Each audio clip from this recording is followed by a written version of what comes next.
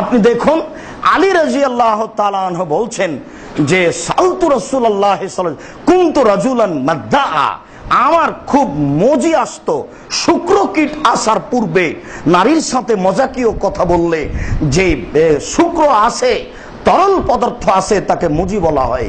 তো আলী রাদিয়াল্লাহু তাআলা বলেন যে সামান্যতে আমার মুজি আসতো, আমি আল্লাহ রাসূলকে বললাম এটা কি করা যায় আল্লাহ রাসূল?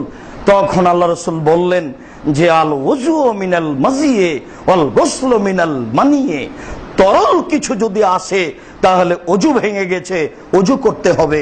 আর মজবুত শক্ত কিছু মনি শুক্রকীট যদি আসে তাহলে গোসল করতে হবে।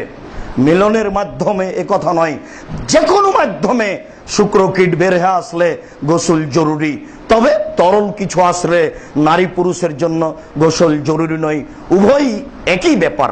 অত্র বিবরণে রাসূল সাল্লাল্লাহু আলাইহি সাল্লামকে জিজ্ঞাসা করতে আলী লজ্জাবোধ করছেন না। তবে আলী অন্য একদিন বলেছেন যে আমি মেকদাদকে বললাম, মেকদাদ কুনতু মাজ্জান, আমি খুব মজিওয়ালা মানুষ, বিষয়টি আপনি আল্লাহ রাসূলকে জিজ্ঞাসা করুন তো।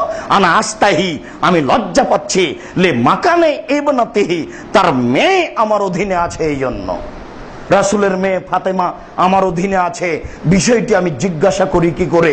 আপনি একটু বিষয়টি জিজ্ঞাসা করুন তো। এখানে একটু লজ্জার ভাব শ্বশুর জামাইয়ে বোঝা যায়, যা আগে বোঝা গেল না। এখনো দেখা যায় যে এরকম কোন কথা মানুষ জিজ্ঞাসা করে ভাবিকে, খালা ফুফুকে জিজ্ঞাসা করতে লজ্জা পায়। পরস্পরে বলে যে কেমনে চাচিকে জিজ্ঞাসা করি, মাকে জিজ্ঞাসা করি, তাই ভাবিকে জিজ্ঞাসা করে। পরিস্থিতি উল্টে আছে, লজ্জা যেখানে প্রয়োজন ছিল সেখানে নেই, আর এক জায়গায় চলে এসেছে। আল্লাহ রাসূলও লজ্জা করতেন, সাহাবীগণ লজ্জা করতেন। বিষয়টি ভাবুন। আবু হুরায়রা রাদিয়াল্লাহু তাআলা আনহু বলেন রাসূল